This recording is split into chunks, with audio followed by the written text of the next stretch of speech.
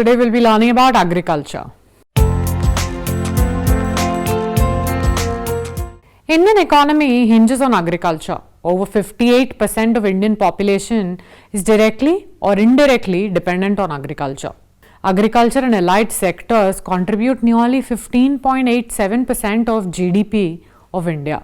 Besides, agriculture is an important source of raw material for industrial production and serves a huge market for the industrial products.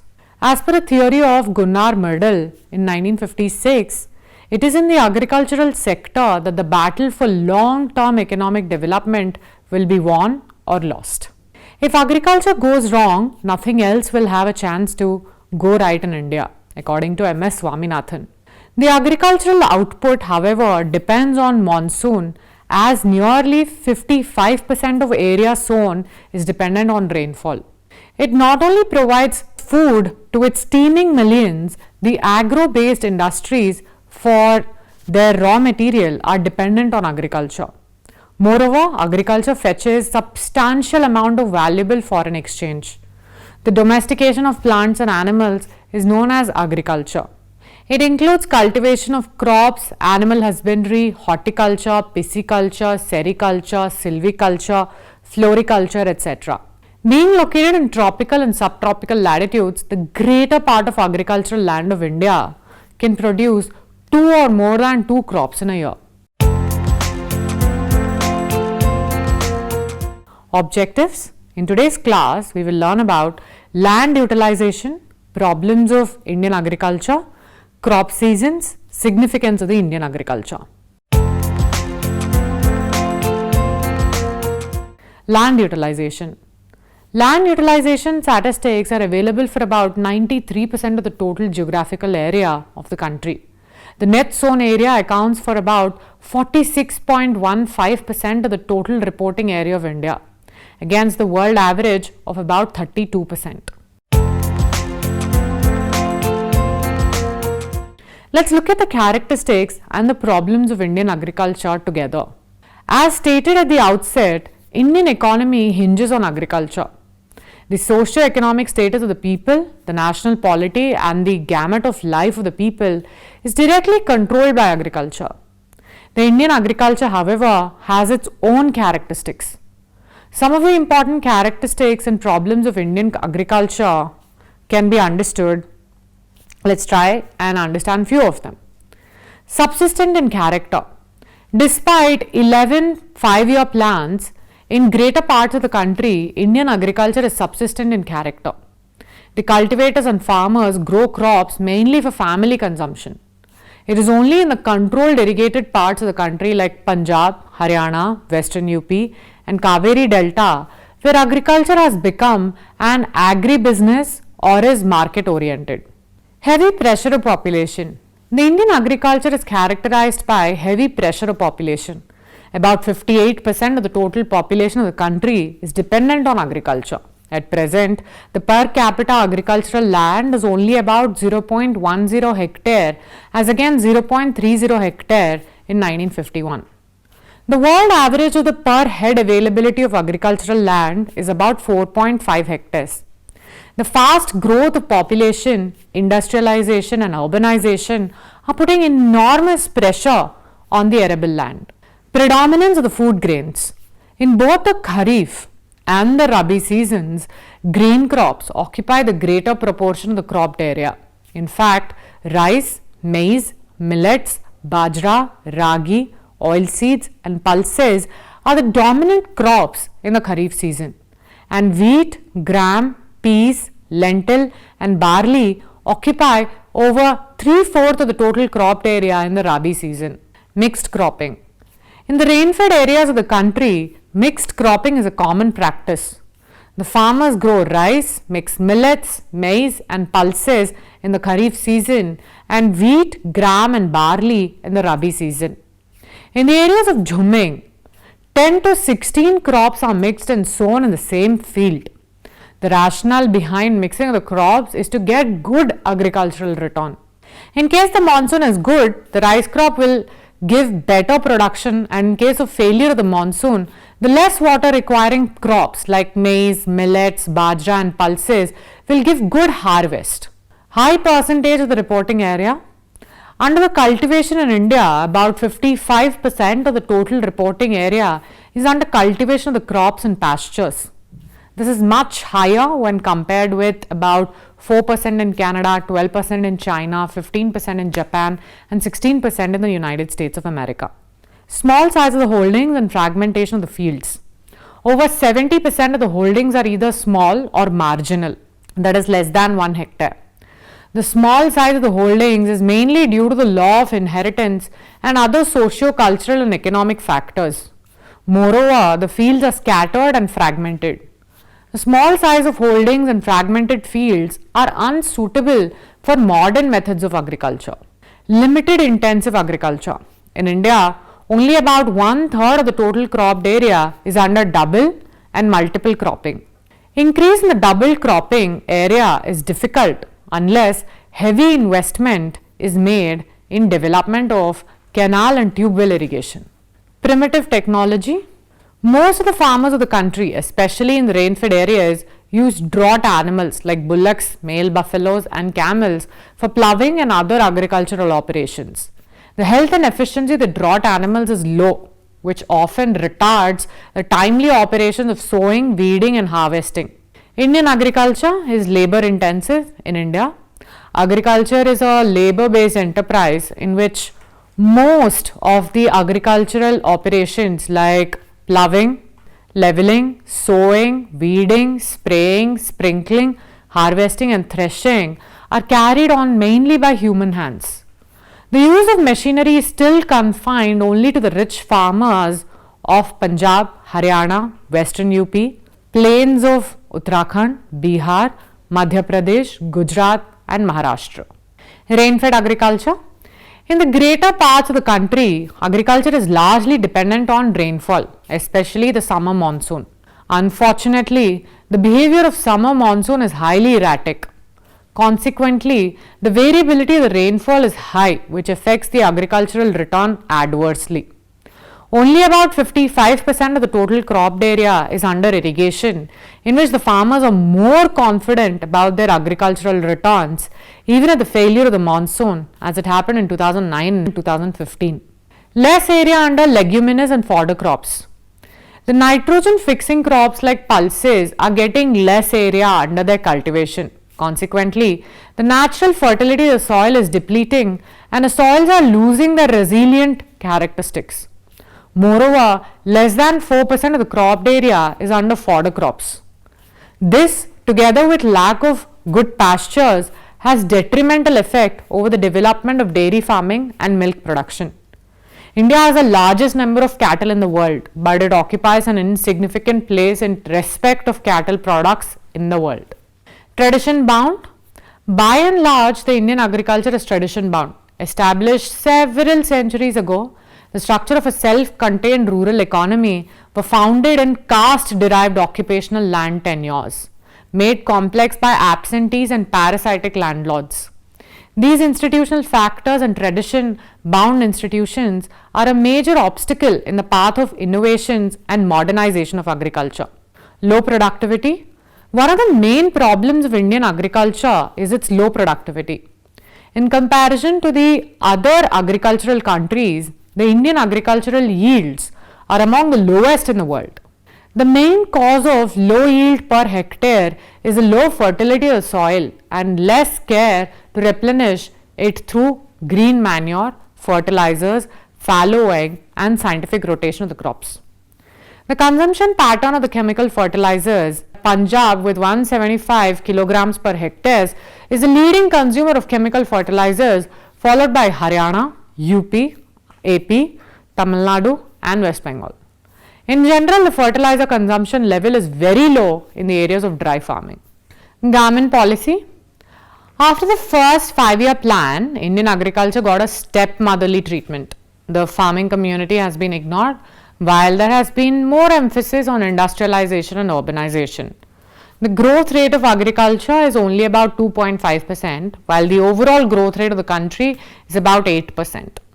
The farmers are not getting remunerative prices, most of them are under debts, and in several parts of the country, farmers are committing suicides.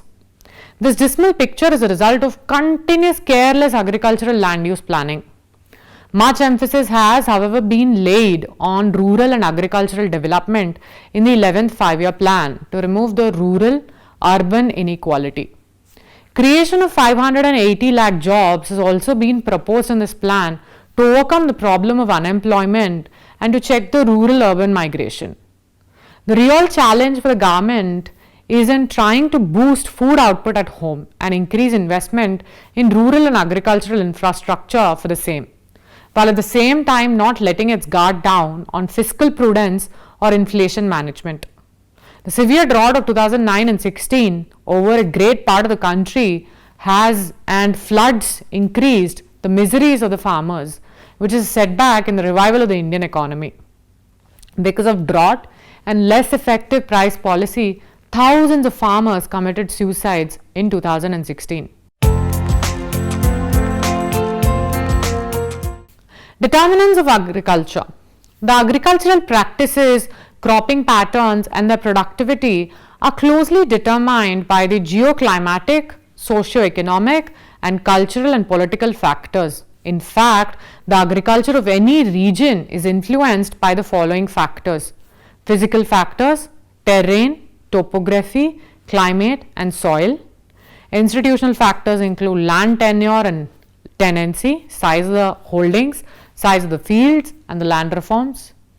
Infrastructural factors like irrigation, electricity, roads, credit and marketing, storage facilities, crop insurance, and research. Technological factors which determine agriculture include high yielding varieties or the new seeds, chemical fertilizers, insecticides, pesticides, and farm machinery. These factors individually and collectively have their impact on the cropping patterns, level of agricultural development, and yield of crops in a region. Now let's look at one of the interesting factors in agriculture, that is the cropping seasons. There are three distinct crop seasons in the northern and the interior parts of the country, namely Kharif, Rabi, and Zaid. The Kharif season. The crops which are grown in the Kharif season require a good amount of water. Thus, the sowing of the Kharif crops largely coincides with the onset of southwest monsoon. The Rabi season. The sowing of Rabi crops begins with the onset of winter in October-November and the harvesting is done in March or April. The celebration of the festival Holi can be related to a good harvest in the month of March to April. The Zaid season. It is a short duration summer cropping season beginning after harvesting of the Rabi crops. The cultivation of watermelons, cucumbers, vegetables and fodder crops during this season is done on irrigated lands. However, this type of distinction in the cropping season does not exist in the southern parts of the country due to high temperature. Shifting cultivation or land rotation or jhumming. Shifting cultivation is called so because of the shifting of the land after the cultivation of a crop when the soil loses its fertility. In shifting cultivation, forest land is cleared and cultivated. It is also called land rotation because the same crop is grown on a different piece of land. Due to the cultivation of the same crop on the same cleared forest land year after year, soil productivity is lost. After the land fertility is lost, the crop is shifted to other slashed and burnt land. Shifting cultivation leads to soil erosion. It is because clearing of forest land leads to clearing of vegetation over the soil, which in turn leads to soil erosion. Shifting cultivation is practiced in northeastern states of India, Chota Nagpur Plateau of Jharkhand, Madhya Pradesh, and in hilly areas of the Himalayas, the Western Ghats, and the Eastern Ghats. This practice is known by different names in different regions of India, like Jhum in Assam, Ponam in Kerala, Podu in Andhra Pradesh and Odisha, Devar, Masha, Penda, and Bera in various parts of Madhya Pradesh. Let's look at crop rotation. Crop rotation is the reverse of land rotation. Crop rotation is a practice of planting different crops sequences on the same plot of the land to improve soil health, optimize nutrients in the soil, and combat pest and weed pressure. In crop rotation, there is repeated cultivation of the crops and fallow land which is done in a certain sequence in a scientific manner to conserve the fertility of the land. For example, on a particular piece of land in the first year, we are sowing malt barley in a sequence, and in the second year, spring wheat in a sequence, and in the third year, we are sowing potatoes, and then again in the fourth year, we are back to malt barley sequence. Since the nutrient requirement of different crops are different, sowing different crops on the same piece of land in sequence and in a scientific manner maintains and even improves the soil fertility and stabilizes the income of farmers.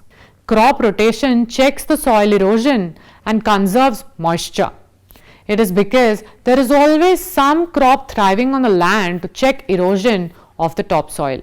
Suitable crop rotation is the key of modern scientific agriculture, which aims to produce maximum yield by maintaining soil productivity.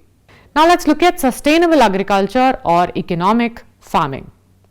The concept of sustainable agriculture has come up because yields from modern farming techniques reaching a plateau and the environmental problems due to excessive use of chemicals and fertilizers and pesticides residue in the food chain.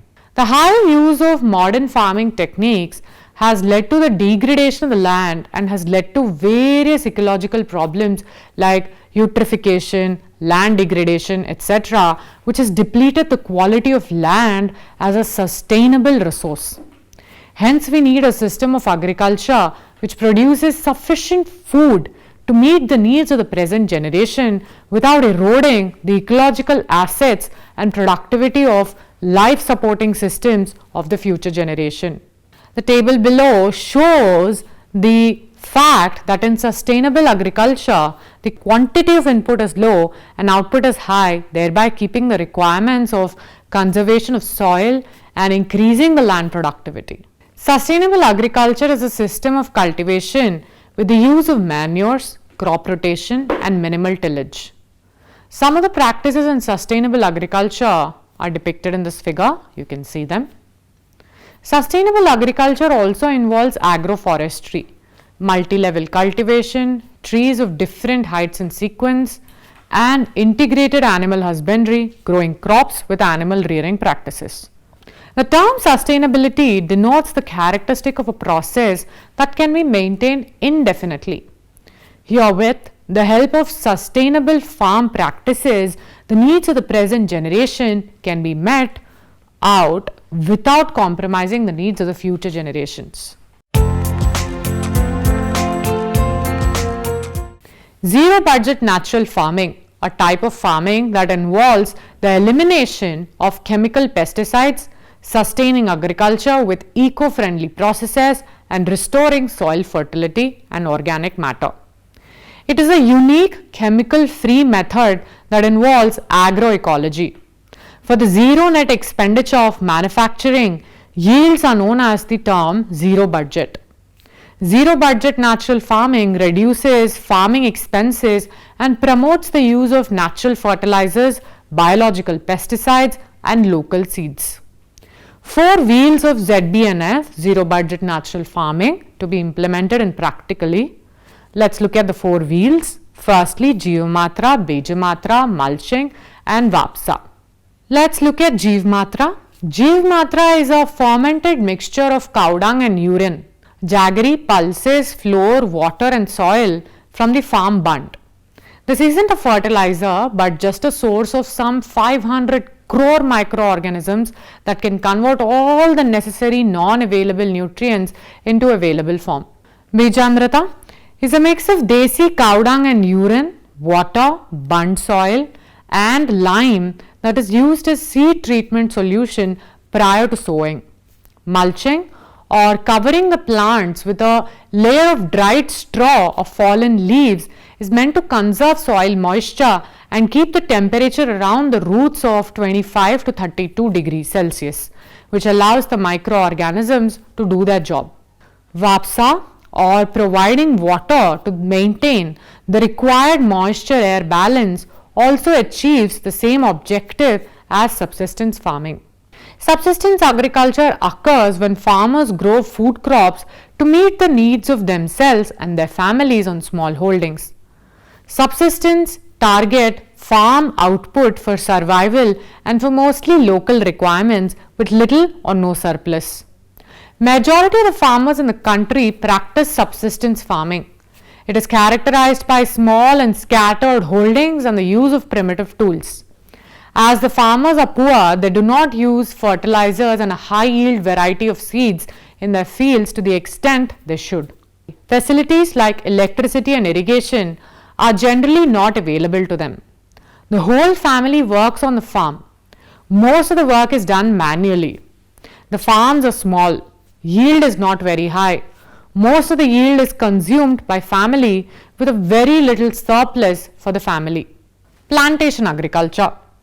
Plantation agriculture is a type of commercial farming in which a single crop is grown for the entire year. The major crops grown during plantation agriculture are tea, coffee, sugarcane, cashew, rubber, banana or cotton. Major plantations are found in the tropical regions of the world. Plantations exist on every continent possessing a tropical climate. Rubber in Malaysia, coffee in Brazil, tea in India and Sri Lanka. It is a capital intensive and demands good managerial ability, technical know-how, sophisticated machinery, fertilizers, irrigation and transport facilities. Plantation agriculture is export-oriented agriculture, dryland and wetland farming. Now let's look at them. Dryland farming. They are practiced in the region receiving low rainfall like Rajasthan, some parts of Gujarat and Maharashtra, etc. The soil is sandy and has low water retention capacity. Crops like peas, millets, grams and other drought-resistant crops or varieties can be grown. Dryland farming helps in soil and water conservation. The next type of farming is the wetland farming. It is practiced in the regions receiving high annual rainfall, mainly done in river plains, northeast India, the Ghats of India, etc. Crops requiring high irrigation can be grown easily.